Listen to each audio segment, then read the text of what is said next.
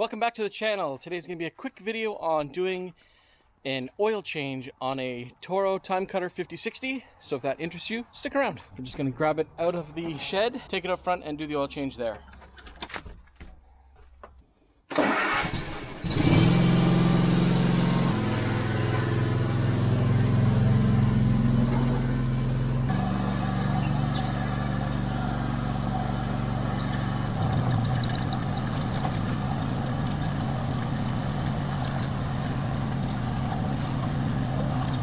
Alright, and just a bit of an update on Aiden's Jeep. It is now up and running on the road.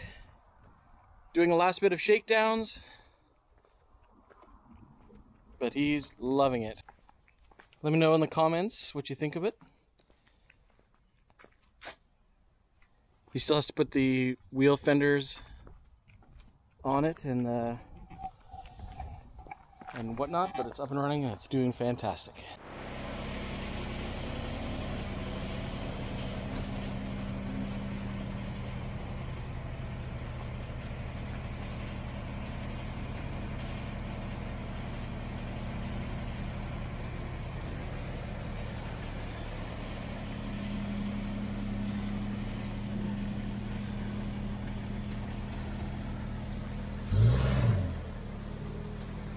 So we're just going to move the Kubota out, put the zero turn in there so we can do it on the floor.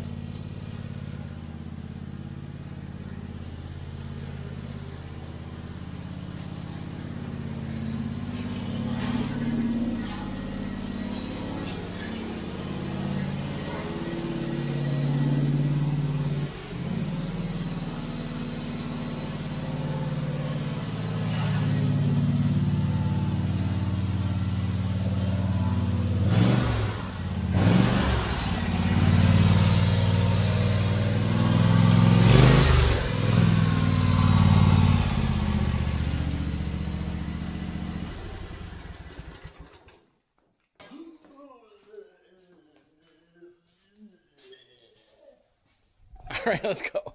Alright, so to do the Toro TimeCutter 5060 with its 50-inch deck cutting width and the Kawasaki FR691V 24.0 engine, we're going to be using, out of the light, this filter with the number right there. I'll put it in the description. And so let's get at it. It's actually quite simple. You take the filter off. This hose here is a drain hose that's connected to a quarter turn plastic nut. And when you quarter turn that, then all the oil drips out into the pan on the floor. Then we take this off, put the new name, and then we fill it through the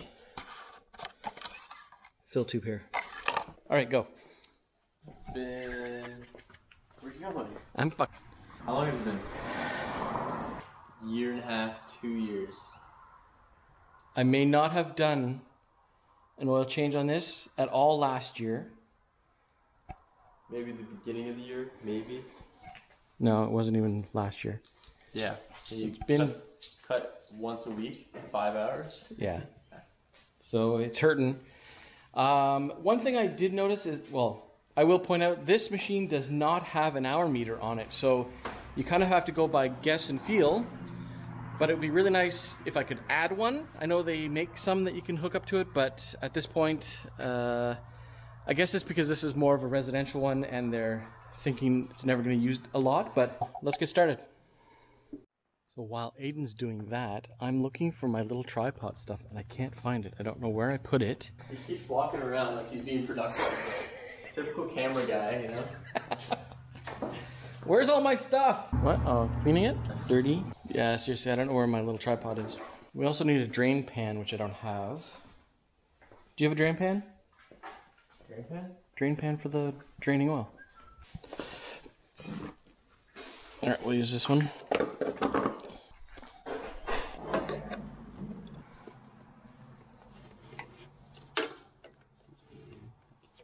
Can you do it with turning? No. Nope. It seems like plastic, eh? It is plastic, yeah.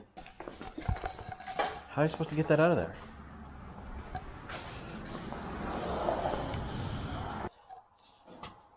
There we go.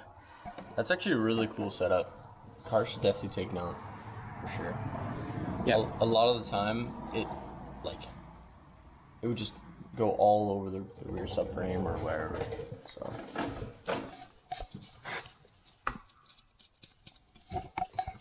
Gross. Okay.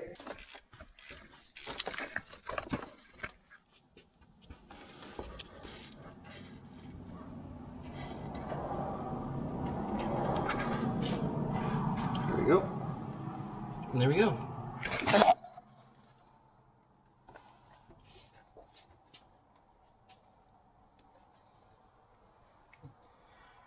Yeah, easy system, having that tube there and a quarter turn valve. Just right here. Now we can undo the filter.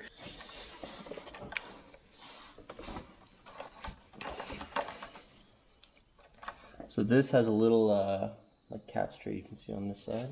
This might be a bit messy.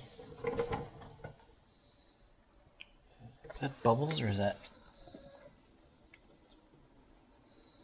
Hopefully that's just bubbles. That's alright. Leave the cover down, you know.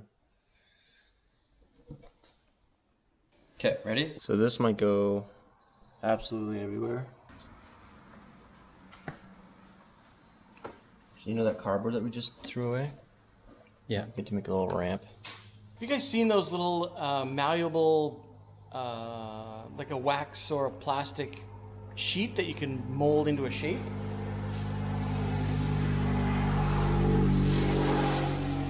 Yeah. They're like picture this was like kind of like a rubbery kind of ramp. Some guys when they do oil changes on cars, you can like jam this up in there and mold it away from the frame or axle and then have it drip right down. Yeah, it allows you to keep its shape while not holding it, and then you can reshape it and clean it afterwards. It's really cool. So let me know in the comments if you guys use those or if you know where to get them. Oh, it's going everywhere. Yep.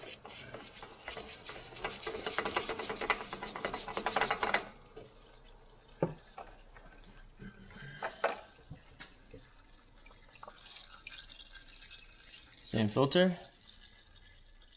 This is the one we're putting on. Good OEM filter. Look at all the stuff that came out. Oh my god. Is my engine okay? Now we're making a clean spot. So there's a little, and then the. My fucking god. Brutal. So that's where the filter goes, and then below that you can see that shelf, which is really nice that it stops some of the oil from leaking back on the engine when you're doing the oil change. It is so hot. It's like 30 degrees. I'll put that in Fahrenheit below, but holy, I'm having trouble concentrating. So down there you can see where the oil filter goes on, and there's a little shelf below that that stops the oil from leaking back on the engine when you're doing an oil change. And then you can see the little threaded insert that stops the oil from going down this tube, which drips. One good thing to always check when you're changing your oil, you guys probably know this of course, but on every filter you have a gasket.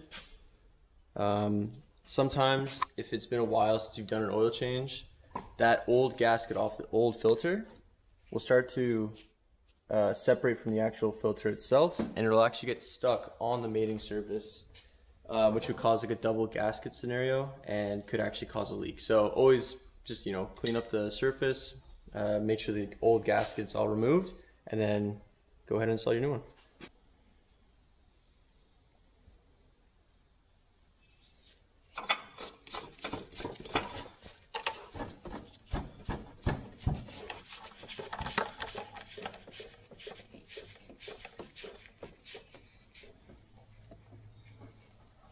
hand tight, a little bit of Loctite, you know, for the future person.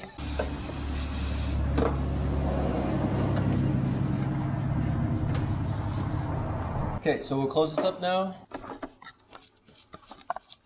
Go ahead and put new fresh oil into it. I don't even know where that went. So if you drop a wrench into your engine, just go buy another one. It's done for. Yeah.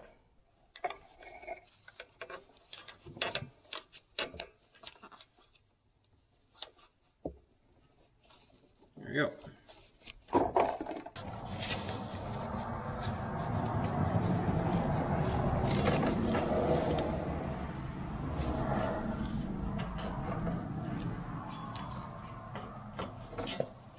And just for your knowledge, be very careful sometimes, because on this particular mower, don't tighten this cap down tightly. It just says to dip it and then bring it back up to check your level. So it says it right on the dipstick. Today we're using Pennzoil 5W30. Should be good for this usage.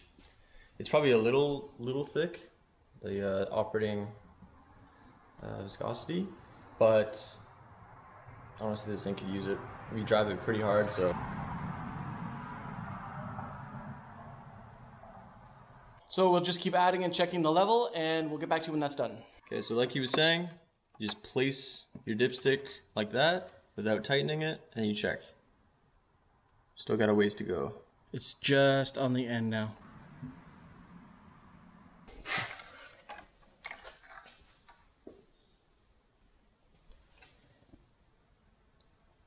Sweet. I think we're right on. Yeah, should be bang on, especially after we turn it on and let the oil circulate through the filter a little bit. Ready?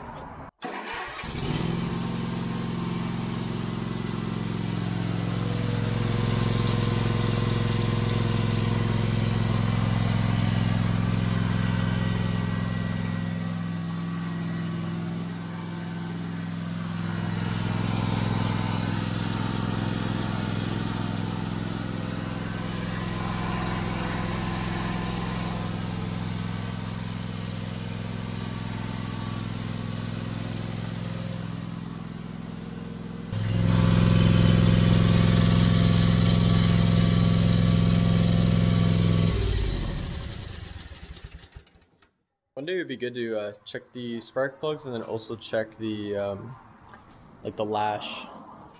And change the fuel filters. Yeah. Oh my god. Oh, that's... So this just scared me. I was like, why does this fuel filter not have an end on it? But this is the air filter. Good to know.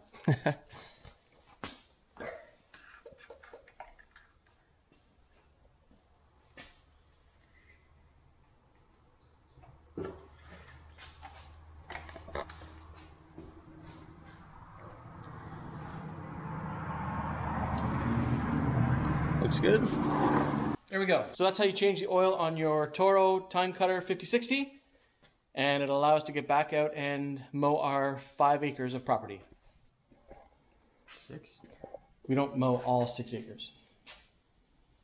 Leave that last acre left out. Well, it's the forest, trees, house, shop, right? Fair enough. All right, thanks very much, everybody. We'll see you in the next one. Thanks, guys. Don't cut off the video. Like, subscribe, share, comment, say what's up to everybody in the comments. It's always cool seeing you guys right. Cut that out. Right. Now cut the video.